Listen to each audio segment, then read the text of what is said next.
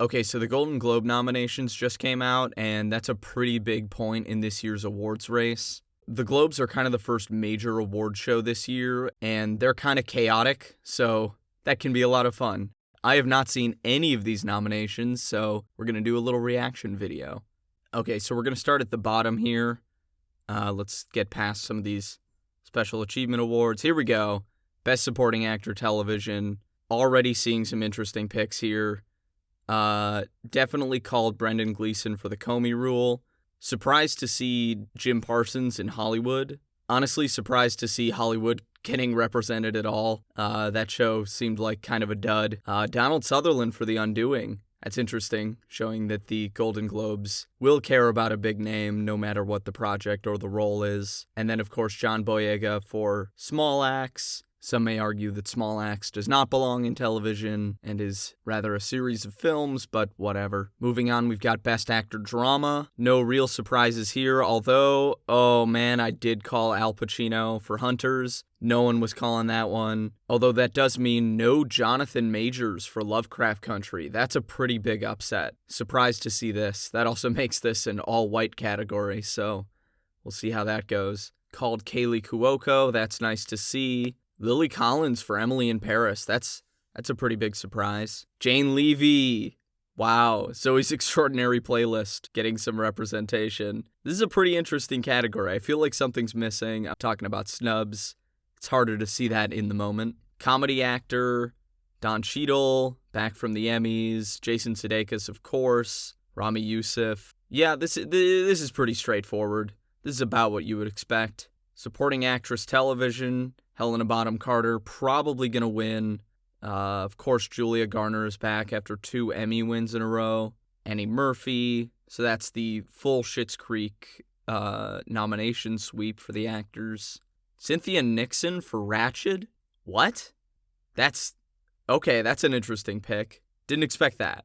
Television motion picture, which really just means miniseries. No real surprises here either. A little disappointed to not see the Comey Rule because that's exactly the kind of weird nonsense that would show up at the Globes. So that my prediction there was wrong. Actress, yeah, Cate Blanchett. Daisy Edgar Jones for Normal People. Whoa. Okay, Normal People is showing up a little more. I can see it was nominated for miniseries, but yeah. Anya Taylor-Joy, of course, is going to win this, as will The Queen's Gambit win the above category. TV actor Bryan Cranston, Your Honor. There's Jeff Daniels. There he is. Ha! Well, it didn't get nominated for miniseries, but I'm glad my dumb prediction at least partially came true. Mark Ruffalo might win again. He won the Emmy. He plays 2 characters. That's a good way to win. Talk to Ewan McGregor for Fargo. Drama actress. Jodie Comer's back. All right. Laura Linney, of course. Sarah Paulson for Ratched. Man, is Ratched going to get nominated for Best Drama Series? I hope not. And then, of course, Emma Corrin and Olivia Colman. The Crown will continue its dominance. No doubt it'll be nominated for Drama Series. Best Musical or Comedy Series, there's Emily in Paris again. Not sure if we expected that one. The Flight Attendant, The Great, Schitt's Creek, Ted Lasso, those all make sense. Best Drama Series, I'm assuming. Wow, so Lovecraft Country did get nominated. Ratched got oh my god. Ratched nominated for Best Drama Series. Does this mean that Netflix has upped their game and we're gonna see like The Trial of the Chicago 7 completely sweep? This is pretty interesting. Lovecraft Country and The Mandalorian nominated for Best Drama Series, not nominated for anything else. All right, moving on to the film categories. Best Original Song, already Judas and the Black Messiah showing up. The Trial of the Chicago 7 for Original Song. The Life Ahead for Original Song. The United States versus Billie Holiday. Okay, these are all interesting, except for One Night in Miami. That was expected. All right, maybe Sophia Loren's going to get in for The Life Ahead. We'll see. Glad to see that Judas and the Black Messiah didn't miss the boat. All right. Best Original Score. The Midnight Sky gets in. Tenet. News of the World, Mank, and Soul. Mank and Soul, those were easily the most expected. Good to see that John Baptiste is credited for Soul. There was some confusion over that. Nothing really shocking here, though. Moving on to Best Picture Foreign Language. The Life Ahead gets in, Minari. I would read up on the Minari controversy there. That's a weird pick for this category, given that it is an American film, and this is, even though it's foreign language, this is almost always a foreign film category. But another round was expected. La Llorona, Two of Us. Yeah, this is very straightforward. I'm kind of surprised the Hollywood Foreign Press Association didn't throw us a curveball in this category. Best Animated Picture. Oh man, Crude's a new age. I hitched my wagon to Trolls World Tour for this 5th slot. These other 4 nominees were very predictable, but no one really knew what was going to get that 5th nomination, so I guess it's the Crudes. I wonder if we'll see that at the Oscars. Best Screenplay. Emerald Fennell, Promising Young Woman. You'll love to see it. Jack Fincher for Mank. And then the rest of these. Oh, The Father got in. All right. We'll see if that can make it into Best Picture Drama. No shocks for the other 2. Aaron Sorkin and Chloe Zhao were always going to get into this. Best Director, Emerald Fennell. Whoa. Good for her. Big Promising Young Woman push here. This is going to be big for its Best Picture chances, although we'll see if it even gets into Best Picture Drama here. David Fincher, Regina King. Yes, okay, she was on the bubble there. Good for her. Aaron Sorkin, Chloe Zhao. So no Florian Zeller in Best Director. I still think it's going to get nominated for Best Picture Drama. No other real shocks here. Moving on to Best Supporting Actor, Sacha Baron Cohen, Daniel Kaluuya, Jared Leto? What? For The Little Things? Are you kidding me? What? Whoa! No, okay, that movie seemed like it was DOA. Nobody is Denzel gonna get in? What the hell is happening? Jared Leto? Oh my god. No other surprises here. We already knew that Judas and the Black Messiah was eligible. Daniel Kaluuya is the centerpiece of that thing, so... Jared Leto? What? Also good to see Bill Murray. But Jared Leto is unbelievable. Supporting actress Glenn Close. There's Hillbilly Elegy. There it is. You thought it was dead. It's back. And Helena Zengel. And Jodie Foster. I don't know if all 3 of those combined are crazier than Jared Leto himself appearing, but these are pretty wild. There's a lot of snubs here. Whoa. Wild. Golden Globes. I would say that they're just chasing the star power of Glenn Close and Jodie Foster, but Helena Zengel is a child actress who, she might be making her debut in News of the World. She is not a star. Golden Globes are crazy. Best Actor, Comedy, Sacha Baron Cohen, James Corden. James Corden? Oh no. Oh no, that's not gonna play well, Globes. That was a mistake.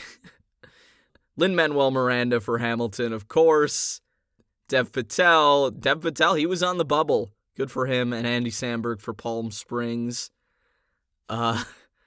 James Corden is interesting. That's an interesting pick.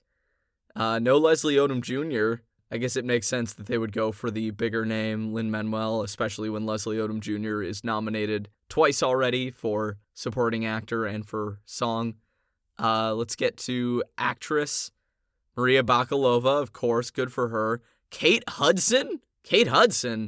Rosamund Pike? What? Okay, I have not heard people talk about Kate Hudson or Rosamund Pike for this race. These are complete blindsides, not to be confused with Sandra Bullock, star of The Blind Side. This is wild. Michelle Pfeiffer and Anya Taylor-Joy are also interesting, but not nearly as shocking as Kate Hudson or Rosamund Pike. Interesting. And Anya Taylor-Joy, of course, gets in, likely due to the... Let's get to lead actor. Here we go. Actor drama. Riz Ahmed, no surprise. Chadwick Boseman, of course. Anthony Hopkins, Gary Oldman, Tahar Rahim. What? I'm going to be honest. I put so little stock into the Mauritanian that I don't even know if I'm pronouncing that right. Wow. it seemed like Jodie Foster was the only one who was getting any real buzz for that. So that's pretty big for that movie. This also means no Delroy Lindo. I haven't seen Da 5 Bloods show up at all, so that's interesting, because there was some expectation that that movie was going to make some kind of big comeback at the Globes. Moving on to Best Actress Drama. Viola Davis, Andra Day. Wow. Once again, the Golden Globes proving that they don't care what the critics say. They will nominate a film, even if the critics are mixed on it. Vanessa Kirby gets in, Frances McDormand gets in, Carey Mulligan gets in. Interesting. So no Sophia Loren. I was wrong on that one. This is interesting. Carey Mulligan, of course, is going to get in after Emerald Fennell is nominated for screenplay and director. But the question is, will Promising Young Woman show up in Best Picture Drama? I think we've got Best Picture Comedy. Yes. Comedy, musical or comedy. We have Borat, of course, Hamilton. Music? Okay. All right. Palm Springs, and then The Prom.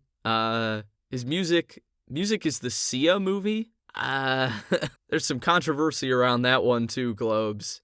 We'll see how that plays out.